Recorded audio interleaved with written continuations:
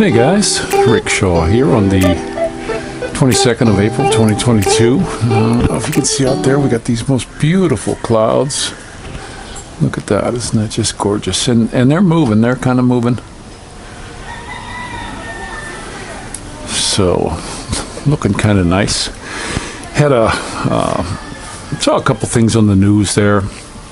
I just seen Obama getting on there really touting this January 6th insurgency and how the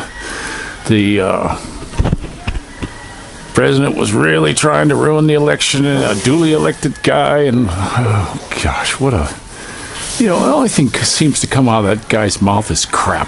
I remember the news media fawning all over this joker saying, oh, he's such a great orator. Yeah, the guy can't, all he can do is read. He should have been a newscaster. He would have fit right in there with Alka-Seltzer and all them lemon heads and all them freaks. And then you got, Mike Walls, his son.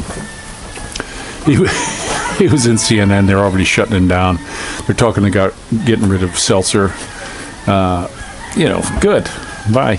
These guys, they're not doing news. They say this stuff is going to change. New people are taking over, CNN gonna change. Blah, blah, blah, blah, blah. I'm not buying it. Same way with Muskie. I'm not buying that that's going to make anything better for the twits out there. I'm just not. I don't use it. I went on there in the beginning and got on there and just so much of a hassle to try to do this or that. I don't need this. It's another thing on the phone that's just a real pain in the ass. I've got on the one phone I have the Facebook, and if I want to switch around, I have to switch from the different Facebook feeds I got. Sometimes I answer and it's on the other one because it's that phone. So it's getting to be a pain. I'm getting ready to cut that off again soon, but I've been putting a lot of stuff on I put a lot of stuff on Telegram, but I've been putting a lot of stuff on Facebook too. So check out the Al Gore Beaks channel. Picture of a guy in a black derby with a white beard, and also the Rick Shaw. Trying to get it cut off. I'm trying to see if they're going to cut me off because I'm putting a lot of doctors on there that are coming out and saying, hey, this stuff that goes in you can't get back out. And the thing that really, really gets me is here, they're pushing the Star Trek phaser now. This big muckety muck up there. And the information's out. Pfizer's own stuff. They actually had to, as soon as this thing hit the market, they had to hire 600 people just to handle the adverse effects reports coming into their company. Then they added another 600 on top of that, or 1,200, something like that. They had to add a bunch more because they were getting just overwhelmed. Now they're off the stock exchange. Maybe they're trying to protect it so that But any kind of company that gets to be not liable for causing damages, that should never be allowed anywhere on the face of the earth. If you build a product or you put out a product and it causes damage, you're liable. Not anything like what they're trying to pull with the gun industry. You make a gun. Yeah, if you make a gun and it explodes in the man's hand and blows his hand off, yeah, you're liable because they're going to look into it, find out it was faulty. But not when some criminal picks it up and shoots somebody. To me, that's stupid. And that's not what I'm talking about here. But, they make something that's really hurting people. Even if it's a small amount, they should be liable. They're making a fortune. I saw an article about the perfect business model. What these drug companies have. They're protected. It's mandated that you have to have it, so they got automatic. They don't need salesmen anymore. It's already, the salesmen were the politicians, so that's done. They mandate it before you go to school. I had a dang picture one time of all the jabs the kids need by the time they're out of 12th grade, and it's just a ridiculous amount. It's absolutely insane, the crap they got to get in them. And, that like they want them to have this hepatitis thing. Well, that's through drug use and sex, and they say that it only lasts 5 years, but yet they give it to an infant right when he's born. How ridiculous is this? This is absolutely insane. I remember when I was young, I knew a bunch of guys that no, we're not having them. And some of us were able to get our kids in school, which I wish they would have told me no, and I could have started either homeschooling or putting them in private school in the first place, because the school system's crap. You know, you look at the product that some of these young kids you see in the States, and they're clueless. They don't, you know, they're not being taught history. They're not being taught how to do things. When I was in school, it was mandatory. If you were a guy, you could get you had to go through wood shop and metal shop, and the elective was auto shop, because you had to pay extra for that. I took them all. I mean, I got into that stuff. I also took home economics, where I could go cook. You know, I did all that stuff. They don't even have any of that. Oh, it's too dangerous. Oh, we have to protect the children. These people, they all want to protect your children to death, is what they're trying to do. And now with this big thing coming out, not good. Now here, I just saw a thing on Facebook that, oh, the #1 tourist destination in the Orient is the Philippines. Oh yeah? I just commented on that. I don't buy that. We had the big IAT, whatever that guy is, the muckety muck up there in Manila, saying that we're going to have a huge outbreak in 2 months. He said this a couple weeks ago, of COVID in the Philippines. So I can see this being back to mandates on all this stuff. Now, one thing I don't know for sure with these masks, is it a law here? Does anybody know? Is this, I couldn't find anything on the law saying you have to wear a mask out in public. Is it a law, or is it just a proclamation? I mean, what happens if you just say, screw it, I'm not doing it, no matter what, even if they do it again? You know, I just don't know. There's my little baby. She's checking out all the kitties. She got to come check the kitties out. We just picked her up from school. No, I got one kitty here. Only one kitty there? Yeah.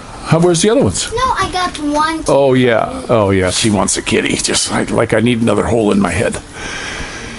But the kitties, I'm not into having cats in the house or anything like that. So one of them, I think they're going to keep one and leave it outside and see what we can do with the rest after they get old enough.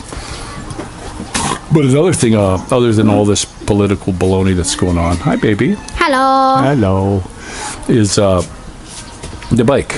I got the bike accidentally fixed when I was doing the handlebars on it. When I let the choke cable go, it pulled real hard into the tube. And I was like, that shouldn't do it. And I had to pull it real hard back to put it back on. And then I was thinking, boy, that's not right. Why did it pull like that? So I took the airbox and was looking at it, and it never ran without putting the choke on. Well, the reason why is because the choke thing had gone too far, so you actually opened it up the other way to get air. So what I did was I went by the carburetor and I put it in the harness up above, and I loosened it till it let go. And now I'm riding the bike, tighten everything back down. I'm riding the bike now, and I can start it up without I haven't used the choke since I've done that at all. So today I'm gonna go ahead and go out there while I'm getting my suntan. I'm gonna move the handlebars back. I'm gonna take that bracket I have. I like that the mirrors I can see, they're up high enough now, but I want to try to get the handlebars closer to me instead of reaching so far for them. And it's okay. They're okay now, but I want to try to bring them back a little bit because I got plenty of cable, and I'd like to get it so that I'm more neutral in my arms. And we'll see how the mirror works. If I have to, I'd like to replace the mirrors. The thing about Yamaha mirrors is the only bike company, they have the threads, left-handed threads on one side and right-handed threads on the other, or Whitworth threads for left-handed, so that if you hit the mirror on something, it breaks it loose and they fold back, which is a great idea. I personally think that's a good idea until you try to buy mirrors, and you have to get Yamaha specific mirrors. I might buy the adapters. That'll give me an extra 1.5 to 2 inches to raise it up when I bring the handlebars back. And the other mirrors I would recommend, if you're in the States and you're planning on coming here and you're going to get a motorcycle, get the dual take mirrors, the ones that I had them on my dirt bikes. I had them on a lot of bikes, actually. They sit out here, and they sit down in a little spot, and they stay really good. And then when you want to, you could fold them into the center. You can take the whole arm and fold them right into the center real easy, just with your hand real quick. So when you're going through the traffic here, you don't run into somebody else's mirror or anything like that. Another thing I wouldn't mind doing on when I get the next bike, I'm looking for a dirt bike. And dirt bikes, they always like to make the handlebars as big as they can. I'd like them narrowed up as much as I can get around here, so that and even when you're in the woods too. I've done that to dirt bikes I had in the past. My 650, that thing had like a weights things that stuck out from the handlebar, which I took off, didn't need them. And then I took a tubing cutter and I cut another about 1.5 inches off and got them in as far as I could. And then when I was at the bike shop one day, and they had new aluminum handlebars, and I wanted to get the handlebars up because when I was standing up it was terrible. So I got not like this one that I have. This one adjusts.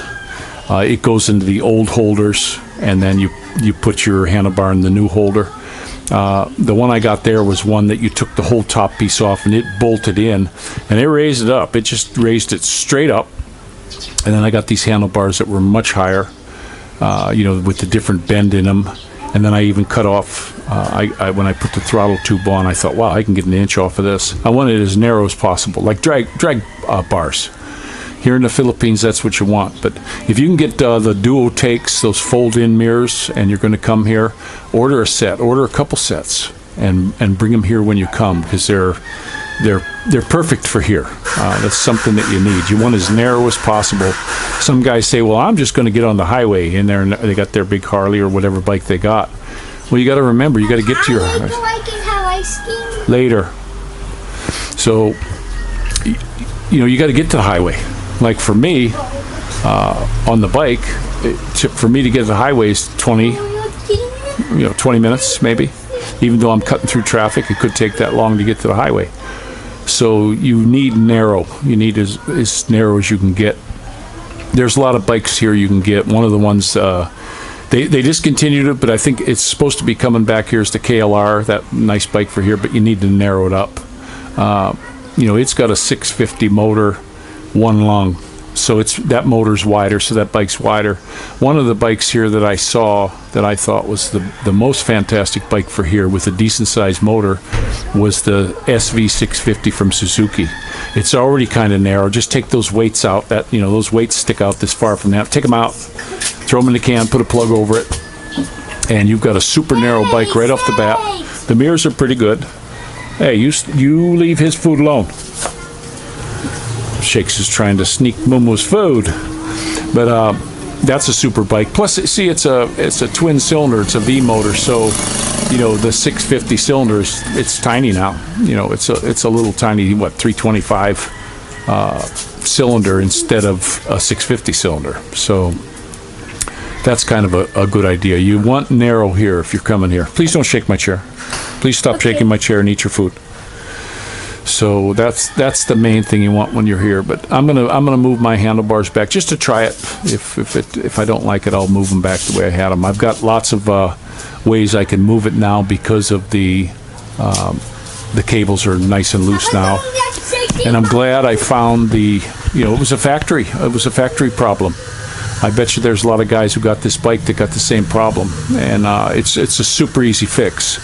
The way the cable goes into the motor, though, I don't know how it connects in there. There's a little lock nut, and it just goes into a blind hole. But when I loosened that, it kind of let it go. It let the tension go on it. So I left that go, and now even my choke doesn't even go that far, and I got a feeling I won't have to use it. I would much rather have the choke right on the carburetor like they always had. You reach down for your fuel. Now, I had bikes that automatically, with a vacuum, opened up the fuel line, which was kind of cool, but you can have a problem with the vacuum line. But this one here, you have to turn the fuel on and off. I never bothered with it on any bike I ever had. I never had one that leaked. The only time I did that was when I was storing them. I would shut it off and then run all the fuel out of the carb. and then take the boat off, clean it all out, dry it, and put it all back together and park it in my living room. That's where I kept them in the winter. But I rode most of them through the winter, so I never bothered with turning that off. But I sure would like to have the choke right on the carburetor, either a push-pull or a turn, like that, instead of a cable and another lever. One of the things I don't like about the bikes is all the cables. I saw a fellow, he had a custom Harley shop in California, and he bought just a stock Harley bike, Sportster, 1200 Sportster, and he worked on this thing and got all the cables inside you couldn't see them. He got all he cleaned up the whole dash. He had the tachometer and speedometer with the same round thing dead in the center. And he got all his cables inside the bars and inside through the frame. I mean, it must have been a ton of work for him. But when it was all done, I'm looking at it thinking, why don't the manufacturers do this? Why don't they do the same thing instead of all these stinking... I guess it's easy to change them, though. For us, it'd be easy to change if something goes wrong. But I kind of like the clean look of it. So I'm still doing stuff to this bike. I want to put a whole bunch more padding on the seat, raise my seat up about another three inches or so that I'm a little more comfortable, and make it level. One of the things they've done on the bikes recently is they run the seat down on an angle to the tank so that a small person can sit forward and a big one back. Well, that doesn't work. A big person just slides forward and it scrunches your underwear all up, makes it really uncomfortable, quick, fast, and in a hurry. I like the old bikes that had the flat seat, like the Tramps, flat seat all the way from front to back. So what I want to do with this one, I'm going to just take any thing out and just make it completely flat. Now, I couldn't do that on my drag bike. I had to do like a king and queen setup on the drag bike, that the back of the king and queen, I actually had a guy he got in there and welded. It wasn't for anybody sitting on the back. I never wanted anybody on the back of that bike. But when he did that, he took the seat pan, which was steel. We welded a brace in there and brought it up about so high, and then we had little gussets going to the back of the seat pan. He welded it in with a TIG welder. Beautiful job. Then we padded mine real good, and then the back we just covered over. We put some foam. It was he used like Tough Stuff foam, sprayed that on there, and then layered that on and put a light pad so that it wouldn't dent. And then he stretched the leather on that, and that was nice. And that was actually a stock Harley seat that we modified, which made that bike really nice. Because when I took off on that supercharged nitrous Harley the first time, I almost went off the back of the bike. And immediately I took the forward controls off. Immediately I went to the Harley shop and said, "Look, I want mid controls on this thing." Because Harley, they like to have their feet forward, like you're riding a horse, I guess. But I wanted that back, because you can tilt your feet forward to hang on. But I know some of you guys don't like talking about the bikes, but I'm a motorhead when it comes to bikes. I've had them since I was little. I can't see myself without one. I knew when I was in the States, I knew a lot of old timers that were in their 90s still riding them. I actually was at we just pulled off on the road. We were riding down the road, and there was some old bike show with a whole bunch of antique bikes. And we just pulled in. It was free. It was in a parking lot of this one little restaurant. This was out in California. And we met a 95-year-old woman on a 39 Indian Chief. And she was all decked out in her white leathers. And the old girl was looking good. And she fired it up. She didn't get anyone to fire it up. She still could, and she could ride that thing. And when she left, we said, we're going to follow her out of there. And she just cruised along and grinning ear to ear on that beautiful bike. And I'll bet you that kept that woman alive a lot longer. When you get on a bike, for me, I always said it was my psychiatrist. When things go wrong, I jump on a bike and I go for a ride. That clears my brain better than anything I've ever had. It's my psychiatrist.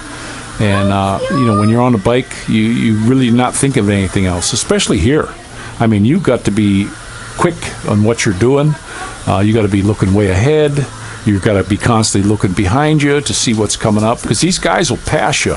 You'll get a guy on a bike pass you on the left and another one on the right, and they're missing your mirrors or your handlebars by that much. And if any of you guys who don't ride don't know it, if somebody whacks your handlebar, you're going down, guys. You're good chance, or you're going to veer off into oncoming traffic. You know, when got to remember, if somebody hits you from the left, it's going to throw you to the left. Somebody hits you to the right, it's going to throw you to the right. And here they got these sewage ditches, and they got metal posts, and they got all kinds of stuff where, you know, you could have a real, you know what kind of day. So, you know, like Cycle Cruiser says, you could have a day. So he's another one I like to watch. Another thing I wanted to say too here, I get into watching all the car shows, Jay Leno's Garage, Engineering Explained, all these kind of things. Another thing I was thinking about, and I wish they would do, hopefully in my lifetime, is Koenigsegg. If anybody knows about Koenigsegg and what they're doing with their Freevalve. What they're doing with Freevalve is they're using an air compressor to actuate your valves, so you got unlimited possibilities of what you do with your valve, instead of like my Honda that can change the profile a couple different ways. But if you look at this bike here, this is the piston down here. This is all head. This whole thing from here up is all head, valves, valve train. You got your chain coming up through here. You know, it's got all that kind of stuff. But Freevalve uses air, so they can put the compressor wherever. I don't know about weight. I've looked as much as I could on the Freevalve technology, see how much it weighs and how much smaller you can really make it. I imagine you can put the compressor anywhere you want to get your balance. If it's heavy, I don't think it would be too heavy. But I would love to see Freevalve on a motorcycle. You know, especially on dirt bikes. I know they got two strokes that are small and light and all that kind of stuff, but you know, I think two strokes are going to go the way of the dinosaur with all the oil they got to burn. You know, you don't see them on the street anymore like you used to.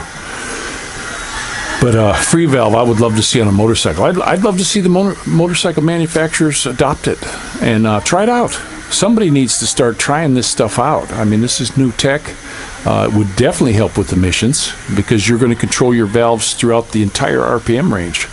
And also, you're not going to have a thing of valves flowing, you know, because it puts pressure to open and then puts pressure the other way to close it. And these Koenigsegg's are just like one of the greatest supercars going right now. And another technology I'd like to see, they're doing it in boat motors. I can't remember the name. It starts with an A. But they're using the old diesel technology that the Germans had. That when they would have to fly to South America, they had opposing pistons, one coming from this way and one coming from this way, and that's what made your compression, and then fired, and you had to power these both pistons. And no big valve works because it had an opening, kind of like a two-stroke. And now there's a company, Achilles or something like that. They're working on this. They're not trying to do it for cars or trucks or anything yet, but they're doing it on boat motors to make them smaller. Instead of having 6 motors on the back of the boat, they can get away with 3 because they're getting all this power. I'd like to see that come out. I'd love to see that in some vehicles. I mean, they were using it on planes in World War II. What happened to all this technology that I'm seeing? You know, why aren't they doing it? But I sure would love to see the Koenigsegg on a bike. I think if they started out with a one-cylinder dirt bike, the possibilities are something. And then, you know, wouldn't it be nice to see a sub 200-pound dirt bike? You know, that would be fantastic. Like I say, all the Koenigsegg stuff, if anybody's reading the same stuff as I am, and you're looking at the Koenigsegg stuff, if you found anything about the weight of the system, or how much it's less weight, even with the compressor and all this kind of stuff, let me know, because I haven't found it.